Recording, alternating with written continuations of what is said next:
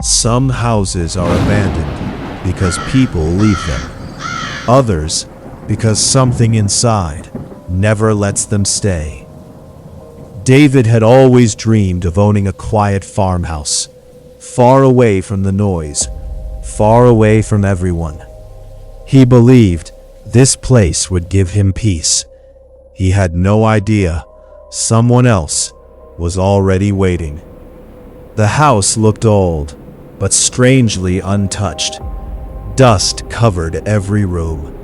The silence felt alive. On the kitchen table lay a yellow piece of paper. It read, "If you hear footsteps below the house, don't look for the basement." David laughed. There isn't even a basement. He threw the note away. That night, at exactly 3 a.m., he woke up, not because of a nightmare, but because someone was walking beneath the floor. Slow, heavy footsteps, one after another, as if something enormous was walking directly under him. David sat frozen, listening, waiting. The footsteps stopped. Silence returned. He convinced himself it was only his imagination.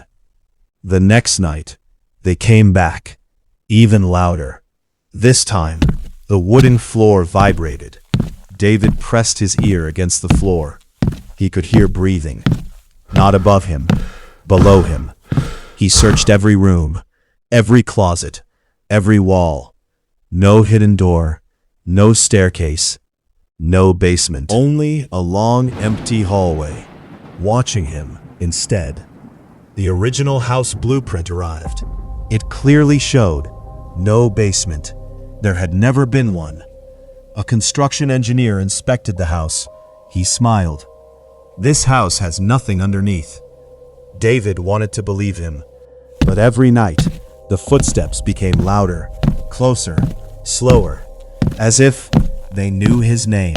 David installed security cameras inside every room. If someone was inside, he would finally see them. The next morning, he watched the recordings. Exactly 3 a.m., every room was empty. But the entire house moved, just slightly, as if something massive had walked beneath it. Then his phone vibrated. One new photo, unknown sender. His hands trembled. The picture showed him standing in the living room, taken from underneath the floor. Someone or something had photographed him from a place that didn't exist. Terrified, David grabbed a hammer. He smashed the floor apart. Again, again, again. Wood shattered. Dust filled the room. Below, only solid concrete. Nothing else. The next morning, the floor was perfect again. No cracks, no damage, as if it had healed itself. That night, for the first time, the footsteps stopped. Instead, he heard a whisper, very close.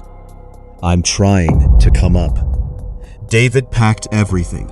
He left before sunrise. He never looked back. A new family arrived. David left one thing behind, the same warning note. If you hear footsteps below the house, don't look for the basement. Months later, the government demolished the farmhouse. Excavators dug beneath the foundation. Workers stopped, frozen, buried deep underground. They found another house, perfectly preserved, completely upside down. Inside, every room matched the farmhouse above. Every chair, every picture, every wall, except one photograph. It showed David, smiling, standing inside that underground house. The date, years before he was even born. The workers ran. The underground house was never reported. Officially, it never existed. Maybe the basement never had a door. Maybe because It was never meant to let anyone out. It didn't call your name. It remembered it. If you hear footsteps beneath your house tonight, don't check. And if this video appears in your dreams, you're already too late. Subscribe to Whisper Dark.